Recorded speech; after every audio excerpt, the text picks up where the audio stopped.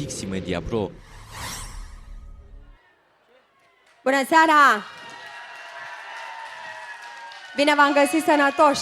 Mă bucur din suflet să vă văd, mulțumesc! Bine v-am găsit sănătoși! Aveți parte nu de 3 seri cam povești, ci de 4, pentru că luni este Sfântul Pătru și Pavel și am înțeles că de fapt atunci este cramul satului și atunci este sărbătoarea cea mare.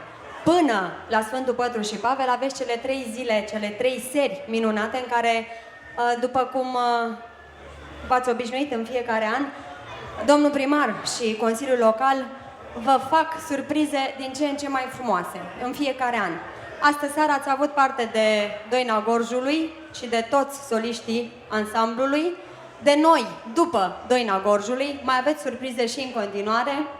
Mai sunt încă 2 fete frumoase care o să vă cânte și mai este și Constantin Enceanu. Așa că vă așteaptă ore multe de aici înainte de petrecere. Cântăm, facem un bilanț așa al vieții și cântăm pentru toate sufletele care se gândesc la ce au trăit, ce trăiesc și ce rămâne de trăit de acum înainte. Și atenție, cum trebuie să trăim fiecare. Ia să vedem. Mi-a trecut viața muncind și averea agonisind. Cei mai frumoși ani s-au dus și doar bani pe bani am pus, mai. Mi-a trecut viața muncind și averea agonisind. Cei mai frumoși ani s-au dus și doar bani pe bani am pus, mai.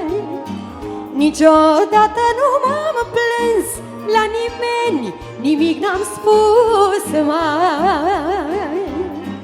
De mi-a fost bine sau rău, mă știu doar Dumnezeu, mai. Niciodată nu m-am plâns la nimeni, nimic n-am spus, mai. Că mi-a fost bine sau rău, mă știu doar Dumnezeu, mai. Și una, și așa, bine, bine, așa.